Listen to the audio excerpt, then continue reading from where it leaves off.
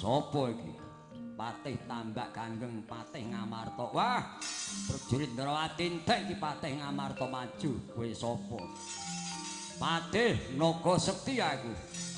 Keseting isine Prabu Naga Bagindo Mrisaka negara Puser Bumindih. Ratu Ndrawati bakal tak srimpung sing tak bondo tangane aturaken ngersani. Anak Prabu Naga Bagindo. Anjo adraka aja takon dosa legane. No.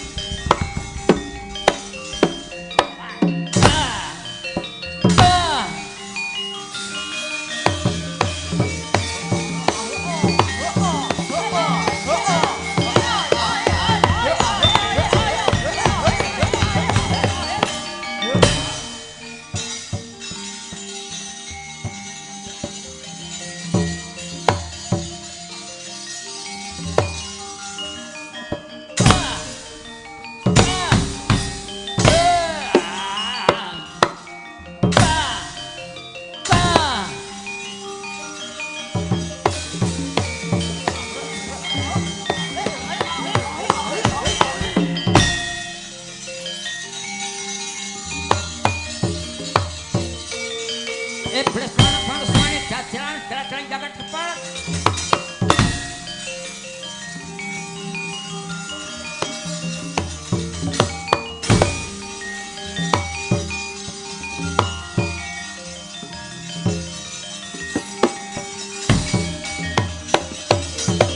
Yo para pandom yo kemulung tata Kurawa. Kurawa kambahku.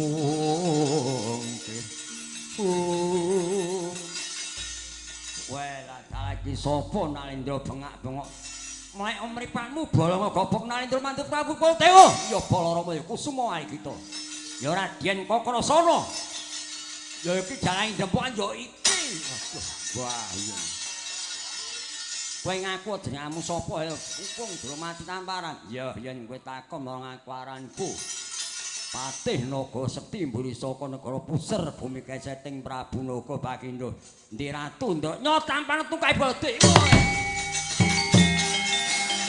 Koto mantra Prabu Bodhe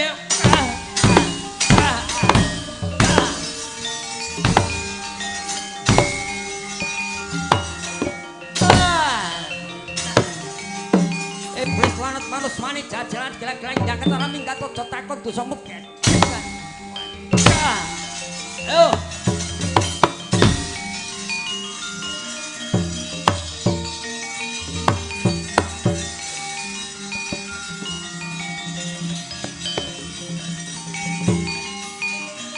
Ora minggat langsung joto lenggolo diantarakan pedhot guru.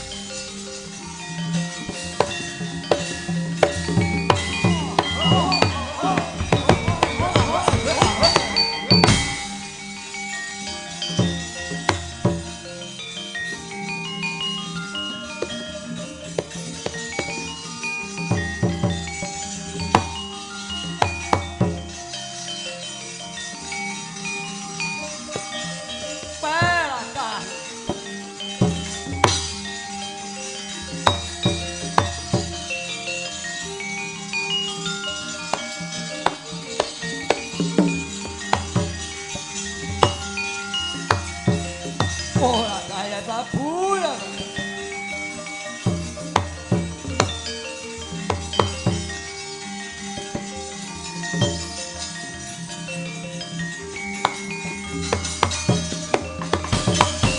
Yai Prabu, ya Prabu. Kados pundi Koko Prabu? Koko Prabu monggo kula aturi paring. Weh lah. Panten sekti mandra guna prayoga ing jerit Palugon. Wadya bala saka Puserbawana. Wah lah adiku. Senjata nenggala alugara dibadhok dipangan dimangsa dening Patih Naga Sekti iki piye ya? Waduh lah kadang ados pundi kok. Menika kula gadah busana pamungkas niki Raja Jaka Klatur Simi kebadhe kelepasan. Yo hati-hati ya.